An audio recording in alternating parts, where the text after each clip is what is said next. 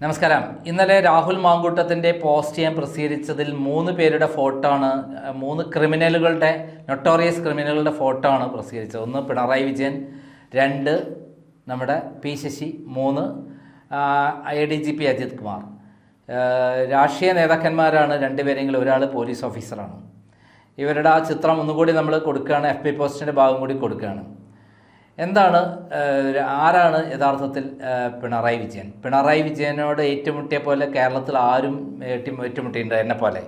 ഞാനാണ് പിണറായി വിജയൻ കള്ളനാണ് എന്ന് കൃത്യമായി പറഞ്ഞുകൊണ്ട് അന്വേഷണ റിപ്പോർട്ട് പ്രസിദ്ധീകരിക്കുന്നത്. മാത്രമല്ല, അദ്ദേഹത്തിൻ്റെ ജീവിതം നമ്മൾ കാണുന്ന പോലെയല്ല, പുറമെ കാണുന്ന മാന്യതയല്ല അദ്ദേഹത്തിൻ്റെ ജീവിതത്തിലുള്ളത് എന്ന കാര്യം ഞാൻ പ്രസിദ്ധീകരിച്ചിട്ടുണ്ട്. ശരിക്കും പറഞ്ഞാൽ അദ്ദേഹം 1996 കാലഘട്ടം തുടങ്ങിയിട്ടാണ് യഥാർത്ഥ തട്ടിപ്പുകാരനായി അദ്ദേഹം മാറുന്നത്, എൻ്റെ അറിവിലെ. അതിന് മുമ്പ് തട്ടിപ്പുകാരനായിരിക്കും. അതിന് മുമ്പ് എനിക്ക് അദ്ദേഹം ഒരു ആരാധ്യനായ നേതാവായിരുന്നു. 1976-78 കാലഘട്ടത്തിലാണ് അടിയന്തരാവസ്ഥ ഉണ്ടായിരുന്നത്. ആ സമയത്ത് അടിയന്തരാവസ്ഥ കാലത്തിന് ശേഷം ഞാൻ ഗുരുവായൂരപ്പൻ കോളേജിലാണ് പ്രീ ഡിഗ്രി പഠിച്ചത്, അപ്പോൾ +1 അല്ല. ആ സമയത്ത് SFIയുടെ പ്രവർത്തനത്തിലേക്ക് ഇറങ്ങിച്ചെല്ലുകയും KV കുഞ്ഞിരാമൻ എന്ന് പറയുന്ന ആ കോളേജിൽ എല്ലാവർക്കും ഇഷ്ടപ്പെട്ട നേതാവ് ചെയർമാനാകുകയും നേതൃത്വത്തിൽ SFI അവിടെ ശക്തമായ രൂപത്തിൽ ആദ്യമായിട്ട് ഇലക്ഷൻ ജയിക്കുകയാണ്. അവിടെ ഒരു DSO എന്ന് പറഞ്ഞ സംഘടന ഉണ്ടാക്കി സ്വതന്ത്ര സംഘടനയുമായി ചേർന്നുകൊണ്ട് വിജയിക്കുകയാണ്. ചെയർമാനായിട്ട് KV കുഞ്ഞിരാമനായിരുന്നു. ആ KV കുഞ്ഞിരാമൻ ഏറ്റവും മാന്യനായ ഒരാളാണ്. അദ്ദേഹം മാതൃകാ പുരുഷനാണ്. എനിക്ക് പല സംശയങ്ങൾക്ക് മറുപടി തരുന്ന ആളാണ്. ആരെങ്കിലും എന്തെങ്കിലും പാർട്ടിയെ പറ്റി ചോദിച്ചാൽ എനിക്ക് കൃത്യമായും മറുപടി എഴുതിത്തരും. മാത്രമല്ല, അദ്ദേഹം പിന്നീട് ദേശാഭിമാനിയുടെ വാരാന്ത്യ പതിപ്പിന് ചാർജൊക്കെ വഹിച്ചു എന്നാണ് ഞാൻ മനസ്സിലാക്കിയത്. അദ്ദേഹത്തെ പിന്നീട് നേരിട്ട് കാണാൻ എനിക്ക് ഭാഗ്യം ഉണ്ടായില്ല. പക്ഷേ ഇത്രയും നല്ലൊരു മാന്യനായ ഒരാളാണ് അദ്ദേഹം. അതുകൊണ്ട് അദ്ദേഹമാണ് എന്നെ SFIയിൽ ചേർക്കുന്നത്. നമ്മളെ PP അബൂബക്കറായിരുന്നു വേറൊരാൾ. അവിടെ ഭയങ്കര യൂണിവേഴ്സിറ്റി യൂണിയൻ കൗൺസിലറായിട്ടാണ് അദ്ദേഹം ജയിച്ചത്. അദ്ദേഹം വാചക സ്ഥലത്ത് കൊണ്ട് ആളുകളെ അട്രാക്റ്റ് ചെയ്യുന്ന ഒരാളായിരുന്നു. അവർ ആ കാലത്തിന് ശേഷം പിന്നീട് അടുത്ത വർഷം അവർ പോയ ബാച്ചിന് ശേഷമാണ് ഞാൻ കോളേജിൽ പ്രസംഗിക്കാനൊക്കെ ആരംഭിച്ചത്. SFIക്ക് വേണ്ടിയിട്ട് SFIക്ക് ക്ലാസ്സിൽ കയറി പ്രസംഗിക്കുമ്പം ഞാൻ ഏറ്റവും അധികം എടുത്തു പറയുന്നൊരു പേരെന്താണെന്ന് അറിയാമോ? നമ്മുടെ പിണറായി വിജയൻ്റെ പേരാണ്. പിണറായി വിജയൻ്റെ പേര് പറയാൻ കാരണം എന്താണ്? അടിയന്തരാവസ്ഥയുടെ ഭീകര നാളുകളെക്കുറിച്ച് അപ്പുക്കുട്ടൻ വള്ളിക്കുന്നിൻ്റെ ലേഖന പരമ്പര വന്നിരുന്നു. ആ ലേഖന പരമ്പര വന്നതോടു കൂടിയിട്ട് അതിനകത്ത് നമ്മുടെ പുലിക്കോടൻ നാരായണൻ്റെ നേതൃത്വം നടത്തിയ ക്രൂരമായ ജയറാം പടിക്കൽ, അങ്ങനെയുള്ള അതേപോലെ പിന്നെ ലക്ഷ്മണ തുടങ്ങിയവരുടെ നേതൃത്വം നടത്തിയ ക്രൂരമായ പോലീസ് മർദ്ദനങ്ങളെക്കുറിച്ചുള്ള ഞെട്ടിക്കുന്ന വിവരങ്ങളും ആ ലേഖന പരമ്പരയെ പ്രസിദ്ധീകരിച്ചിരുന്നു. ആ പ്രസിദ്ധീകരിച്ചതിൽ പിണറായി വിജയനെ പോലീസ് കസ്റ്റഡിയിൽ വെച്ചും ജയിലിൽ വെച്ചുമൊക്കെ ക്രൂരമായി മർദ്ദിച്ചതിൻ്റെ ഞെട്ടിക്കുന്ന തെളിവുകളാണ് അദ്ദേഹം ചോര പുരണ്ട ഷർട്ടുമായി നിയമസഭയിലെത്തിയതും അതുമായുള്ള ചിത്രങ്ങളും. കൂത്തുപറമ്പിൽ നിന്ന് അദ്ദേഹം ഇലക്ഷൻ വീണ്ടും പ്രഖ്യാപിച്ചപ്പം 1971 മുതൽ 77 വരെയായിരുന്നു ഇന്ത്യയിൽ അടിയന്തരാവസ്ഥ സമയത്ത് കേരളത്തിൽ നിയമസഭ തുടർന്നത്. 1971 നമ്മുടെ അച്യുതമേനോനായിരുന്നു മുഖ്യമന്ത്രി. ആ അച്യുതമേനോൻ്റെ തുടർച്ചയായിട്ടാണ് 77 വരെ 5 വർഷത്തിന് 7 വർഷമായിരുന്നു അടിയന്തരാവസ്ഥ സമയത്ത് നിയമസഭ ഉണ്ടായിരുന്നത്. അതിന് ശേഷമാണ് ഇലക്ഷൻ ഉണ്ടായത്. അദ്ദേഹം കൂത്തുപറമ്പിൽ നിന്ന് ജയിക്കുന്ന 2000 വോട്ടിന് എല്ലാവരും തോറ്റപ്പോൾ അവിടെ കൂത്തുപറമ്പിൽ നിന്ന് ജയിച്ചു പോകുന്ന ഒരാളാണ് പിണറായി വിജയൻ. അദ്ദേഹത്തിൻ്റെ പ്രസംഗം അത്രയും ആളുകളെ ആകർഷിക്കുന്നതായിരുന്നു. അദ്ദേഹം ഭയങ്കര കമ്മിറ്റഡുള്ള ഒരു രാഷ്ട്രീയ നേതാവായിട്ടാണ് നമ്മൾ അറിയപ്പെട്ടത്. അദ്ദേഹത്തോട് എനിക്ക് ഭയങ്കര ആരാധനയായിരുന്നു. അങ്ങനെയുള്ള ആരാധനയുള്ള അദ്ദേഹത്തിൻ്റെ പേര് പറയാതെ പറഞ്ഞുകൊണ്ടായിരിക്കും ഞാൻ എപ്പോഴും പ്രസംഗിക്കാം. അടിയന്തരാവസ്ഥയുടെ നാളുകളിൽ ജയിലുകളിലും പോലീസ് സ്റ്റേഷനുണ്ടായുള്ള ക്രൂര മർദ്ദനങ്ങളെക്കുറിച്ച് പറഞ്ഞുകൊണ്ടാണ് എൻ്റെ പ്രസംഗം ആരംഭിക്കുക. അങ്ങനെ എനിക്ക് ഏറ്റവും ഇഷ്ടപ്പെട്ട നേതാവ് പിന്നീട് എങ്ങനെ അദ്ദേഹം ഏറ്റവും വലിയ വെറുക്കപ്പെട്ട ഒരു നേതാവായി മാറി എന്നുള്ളതിനെ കുറിച്ചാണ് ഞാൻ പറയുന്നത്. 1998 കാലത്തിലാണ് 99 എന്നെ അറസ്റ്റ് ചെയ്യുന്നത്. ഈ സന്ദർഭത്തിൽ സംസ്ഥാന സെക്രട്ടറി ആയിരുന്നു പിണറായി വിജയൻ. അദ്ദേഹത്തിന് ഞാൻ ഒരു കത്തയച്ചിരുന്നു, എന്നെ കള്ളക്കേസിൽ കുടുക്കി അറസ്റ്റ് ചെയ്തു എന്ന് പറഞ്ഞിട്ട്. പിന്നീട് ഞാൻ അന്വേഷിച്ചപ്പോഴാണ് ഈ ഐസ്ക്രീം പാർലർ പെൺവാണിയും അട്ടിമറിക്കാൻ കൂട്ടുനിന്നത് പി ശശിയും പിണറായി വിജയനും ഒരുമിച്ചാണെന്നും, അതേപോലെ പി ശശിയും പിണറായി വിജയനും കൂടെ കുഞ്ഞാലിക്കുട്ടിയെ ബ്ലാക്ക്മെയിൽ ചെയ്ത് പ്രമുഖ പ്രവാസി ബിസിനസ്സുകാരെ മുഴുവൻ, കുഞ്ഞാലിക്കുട്ടിയുമായി ഭയങ്കര അടുത്ത ബന്ധമുണ്ടായിരുന്ന മുഹമ്മദ് അലി, അതേപോലെ യൂസഫ് അലി, അങ്ങനെയുള്ള കുറേ ബിസിനസ്സുകാരുണ്ട്. അങ്ങനെയുള്ള ബിസിനസ്സുകാരെ മുഴുവൻ കൈരളി ചാനൽ തുടങ്ങുന്നതിന് ഷെയർ കിട്ടുന്നതിന് വേണ്ടി പരിചയപ്പെടുത്തി കൊടുക്കുകയും അങ്ങനെ പിണറായി വിജയൻ വിദേശത്ത് പോവുകയും വിദേശത്ത് 5 സ്റ്റാർ ഹോട്ടലിലൊക്കെ താമസിച്ച് പണത്തിൻ്റെ ഒഴുക്ക് കണ്ടെത്തുകയും അത് പണമുണ്ടാക്കാനുള്ള മാർഗമാണ് എന്ന് കണ്ടെത്തുകയും അങ്ങനെ കൈരളി ചാനലിന് അധികം ഷെയർ പിരിക്കുകയും ചെയ്തു.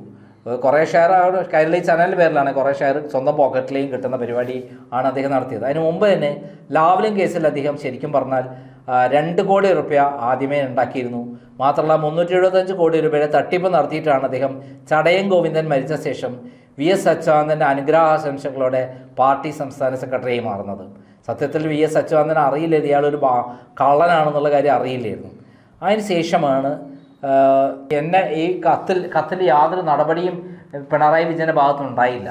അപ്പം ഞാൻ അത് അന്വേഷിച്ചപ്പോഴാണ് പിന്നീട് മനസ്സിലാക്കുന്നത് EK നായരുടെ മകനെ കൃഷ്ണവേണി എന്നുള്ള പേരിൽ അതേ രൂപസാദൃശ്യമുള്ള ഒരാളെ വിതുര പെൺവാണിഭത്തിൽ പ്രതിയാക്കി EK നായരെ ബ്ലാക്ക്മെയിൽ ചെയ്ത് കേരളം ഭരിച്ചത് പിണറായി വിജയനും അതേപോലെ P ശശിയും ചേർന്നാണെന്ന് മനസ്സിലാക്കുന്നത്. അതേപോലെ P ശശി മുഖ്യമന്ത്രിയുടെ ഓഫീസ് ഒരു വ്യഭിചാരശാലയാക്കിയതും അധോലോക മാഫിയ കേന്ദ്രമാക്കിയതും ആ കാലഘട്ടത്തിലാണ്.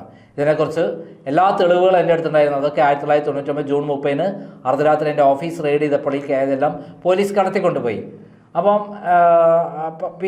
ആ കാലഘട്ടത്തിൽ ഈ ഐസ്ക്രീം പാർലർ പെൺവാണിയും അട്ടിമറിക്കാൻ വേണ്ടി കൃത്യമായി പണം വാങ്ങിയത് P ശശിയാണെങ്കിലും അത് പിണറായി വിജയൻ അറിയാതെയല്ല, കൃത്യമായി അറിഞ്ഞുകൊണ്ട് തന്നെയാണ് വാങ്ങിയത് എന്നുള്ളതാണ് ഞാൻ മനസ്സിലാക്കിയത്. അതേപോലെ ലാവ്ലിൻ കേസിൽ പാർട്ടിക്ക് 8 കോടി രൂപ കൊടുത്തത് അത് P ശശിക്കാണെന്ന് എത്തിച്ചു കൊടുത്തത് ദിലീപ് രാഹുലൻ എന്ന് പറയുന്ന ഇൻ്റർനാഷണൽ ക്രിമിനൽ എന്നുള്ളതും എൻ്റെ അടുത്ത് തെളിവുണ്ടായിരുന്നു ആ സമയത്ത്.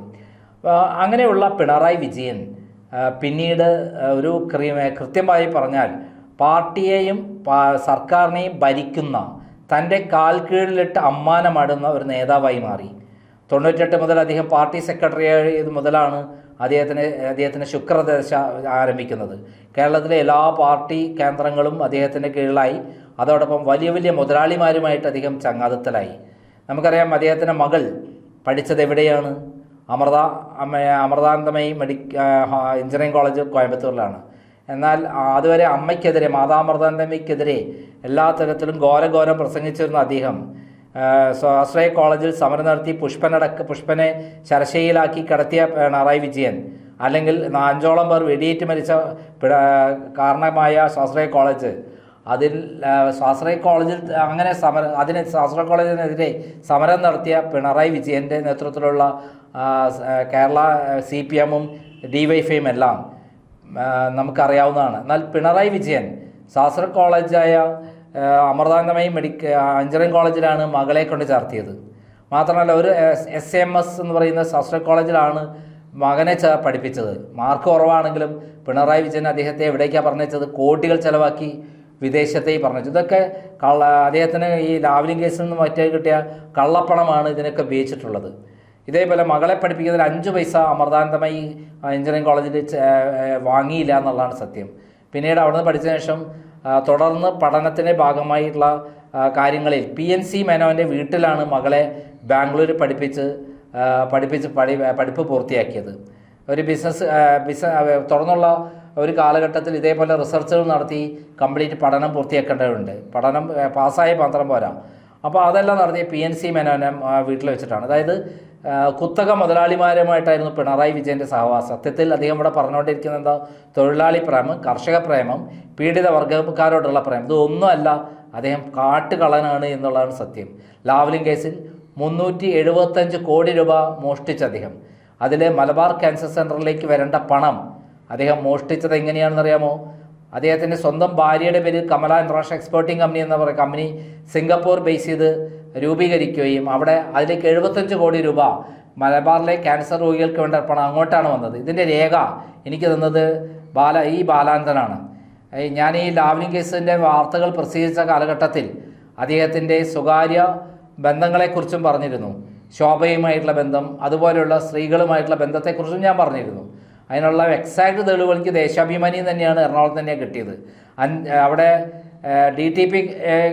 DDP കാര്യങ്ങൾ കൈകാര്യം ചെയ്യാൻ, അതായത് പഴയ പത്രങ്ങൾ അടുപ്പിക്കാൻ വേണ്ടി ഉത്തരവാദിത്തം ഏറ്റെടുത്ത ശോഭ പിന്നീട് പിണറായി വിജയനെ നിയന്ത്രിക്കുന്നതാണ് കണ്ടത്. അദ്ദേഹത്തിന് വീട്ടിൽ പോകണു, ഭാര്യ വഴി പിണറായി വിജയന് അടുത്ത ബന്ധമുണ്ടാകുന്നു, അങ്ങനെയുള്ള വളരെ മോശമായ തുടങ്ങിയുള്ള കാര്യങ്ങളൊക്കെ എൻ്റെ അടുത്ത് വന്നിരുന്നു. അതും ദേശാഭിമാനിയിൽ നിന്ന് കിട്ടുന്നത്. ലാവ്ലിൻ കേസിൻ്റെ രേഖകൾ തരുന്ന എനിക്ക് ഈ ബാലാനന്ദനാണ്. പിണറായി വിജയൻ പിന്നീട് എന്നോട് ചോദിച്ചിരുന്നു ആരാണ് തന്നതെന്നുള്ളത്.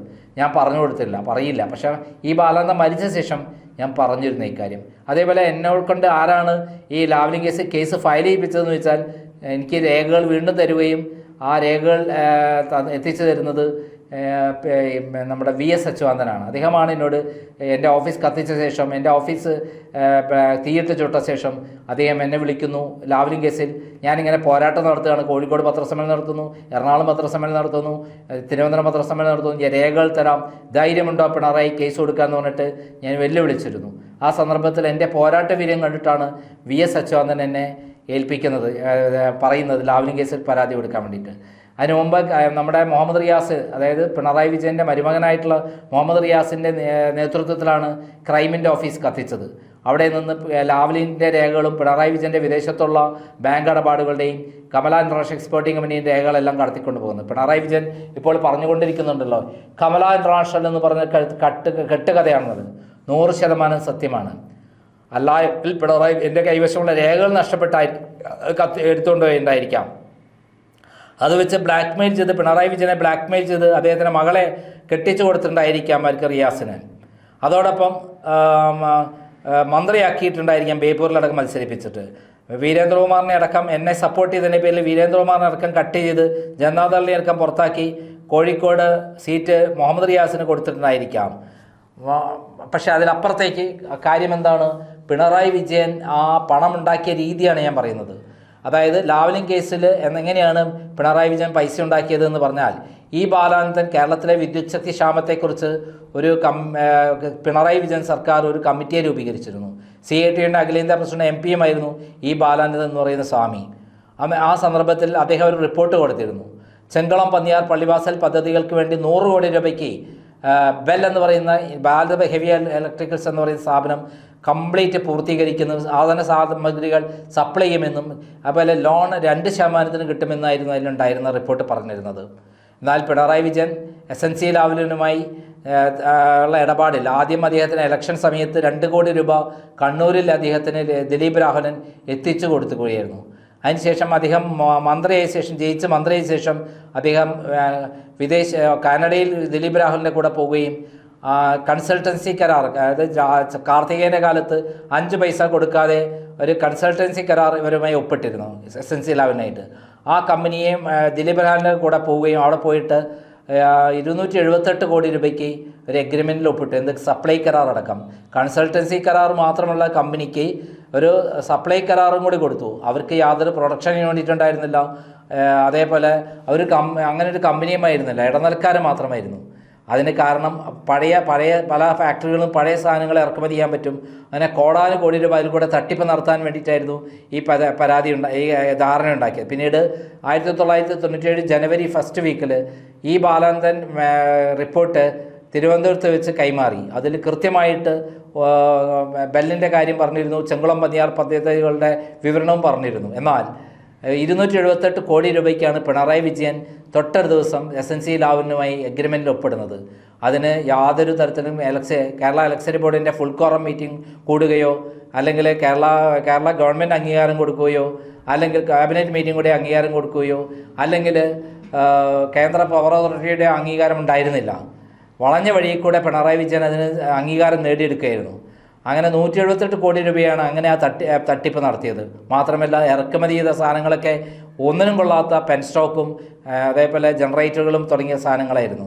ഇതേപോലെ തന്നെയാണ് മലബാർ ക്യാൻസർ സെൻ്ററിലേക്ക് വരേണ്ട പണം 98.3 കോടി രൂപ കനേഡിയൻ ഗവൺമെൻറ് SNC ലാവ്ലിൻ വഴി കൊടുക്കുമെന്ന് പറഞ്ഞ സംഭവത്തിൽ 11.25 കോടി രൂപ മാത്രമാണ് നിയമവിരുദ്ധമായിട്ട് FCRA ലംഘനം നടത്തിയ ടെക്നിക്കാലിയ എന്ന് പറയുന്ന പിണറായി വിജയൻ്റെ ബിനാമി കമ്പനിക്ക് അയച്ചു കൊടുത്തത്. അത് ബിൽഡിംഗ് പണിക്ക് വേണ്ടിയിട്ട് മാത്രമാണ് ഉപയോഗിച്ചത്. 75 കോടി രൂപ വേറെ ഒരു പൈസ പോലും ഈ കേരളത്തിലേക്ക് വന്നിട്ടില്ല, മലബാർ ക്യാൻസർ സെൻ്ററിലേക്കും വരുന്നിട്ടില്ല. ആ സന്ദർഭത്തിലാണ് 75 കോടി രൂപ കമല ഇൻ്റർനാഷണൽ എക്സ്പോർട്ടിംഗ് കമ്പനിയിലേക്ക് വന്നത്. അതിൻ്റെ രേഖയാണ് ഈ ബാലാനന്ദൻ തന്നിരുന്നത്. ഈ രേഖകളെല്ലാമാണ് ഈ നമ്മുടെ പിണറായി വിജയന് വേണ്ടി മുഹമ്മദ് റിയാസ് ഓഫീസ് കത്തിക്കുകയും കോഴിക്കോട് സ്റ്റേഡിയം ഏരിയ സെക്രട്ടറി ആയിരുന്ന മുഹമ്മദ് റിയാസ് കത്തിക്കുകയും ഓഫീസിൽ നിന്ന് കടത്തിക്കൊണ്ട് പോവുകയും ചെയ്തിട്ടുള്ളത്. അത് വെച്ചിട്ടാണ് ബ്ലാക്ക് മെയിൽ ചെയ്തത് നമ്മുടെ പിണറായി വിജയനെ. ആ പിണറായി വിജയൻ സ്ഥിരമായിട്ട് ഭാര്യയും മക്കളോടൊപ്പം സിംഗപ്പൂരിൽ പോയിരുന്നു.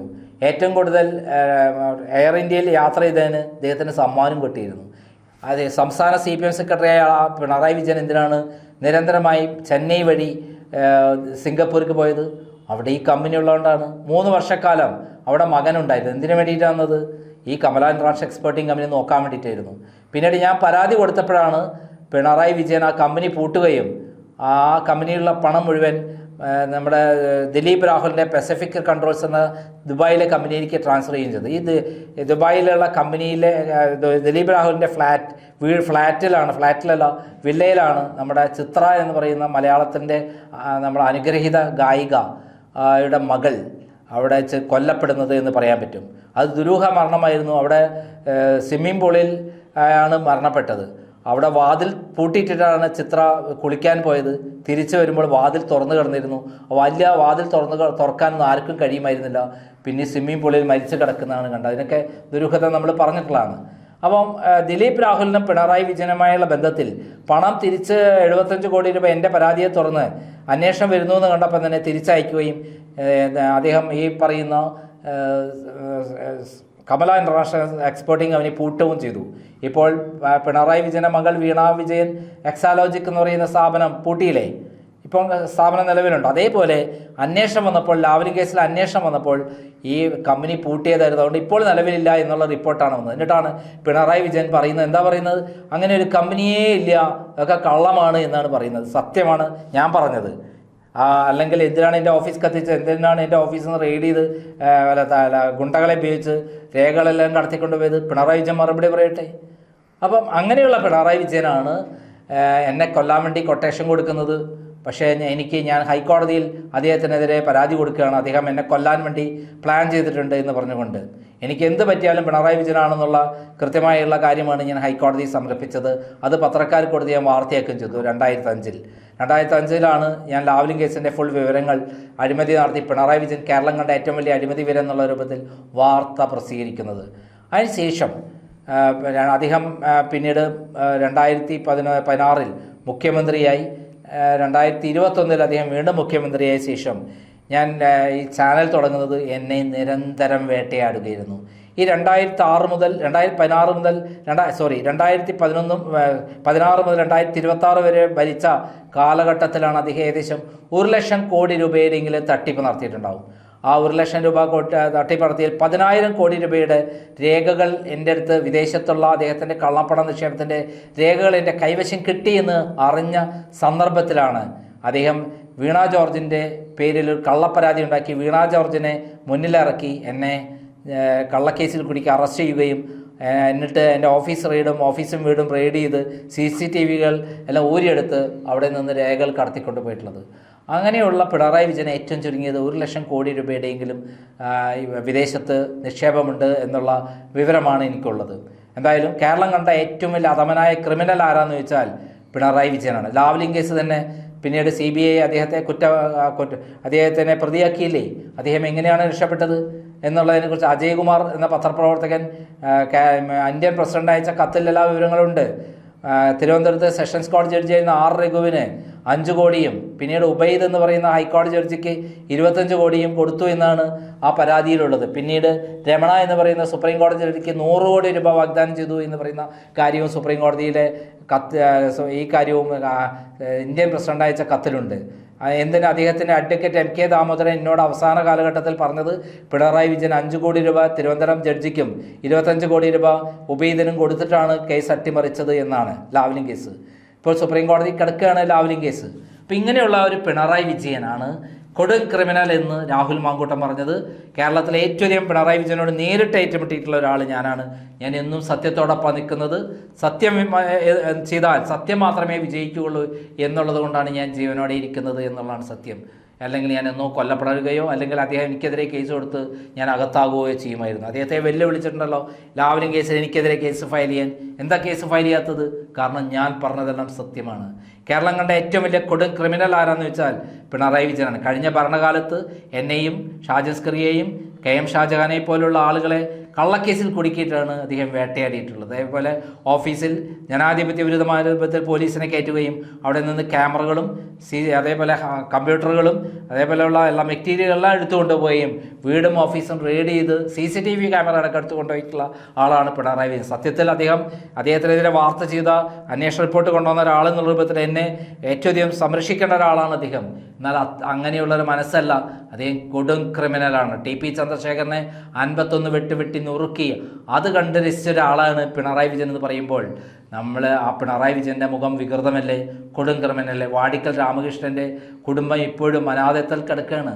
അതേപോലെയുള്ള എത്രയോ കുടുംബങ്ങൾ അനാഥമാക്കിയുള്ള ഒരാളാണ് പിണറായി വിജയൻ. സംസ്ഥാന സെക്രട്ടറി ആയപ്പോഴാണ് ഇത്തരം കാര്യങ്ങളെല്ലാം അരങ്ങേറിയത്. പിണറായി വിജയൻ അറിയാതെ ഈ കൊലപാതകങ്ങളൊന്നും നടക്കില്ല. എത്ര ആളുകളുടെ ചോര പുരണ്ട കൈയാണ് പിണറായി വിജയൻ്റെത്. എന്നിട്ടാണ് പറയുന്നത് ഇരട്ടച്ചങ്ങനാണെന്ന്. ഊരിപ്പിടിച്ച വാളിൻ്റെ ഇടയിൽ കൂടെ നടന്നു പോകുന്ന ഇരട്ടച്ചങ്ങനല്ല, പരട്ടച്ചങ്ങനാണ് പിണറായി വിജയൻ. അല്ലെങ്കിൽ ഭീരുവായ അദ്ദേഹം എൻ്റെ ഓഫീസ് ആക്രമിക്കുമോ, എന്നെ കള്ളക്കേസിൽ കൊടുക്കി അറസ്റ്റ് ചെയ്യുമോ? അദ്ദേഹം ഭീരുവായതുകൊണ്ടാണ്. കേരളം കണ്ട ഏറ്റവും വലിയ നമ്പർ 1 ഭീരു ആരാന്ന് വെച്ചാൽ പിണറായി വിജയനാണ്. കൊടും ക്രിമിനലുമാണ് എന്ന കാര്യം സംശയമില്ല. രാഹുൽ മാങ്കൂട്ടത്തിനോട് പൂർണ്ണമായി യോജിക്കുന്നു. നന്ദി, നമസ്കാരം.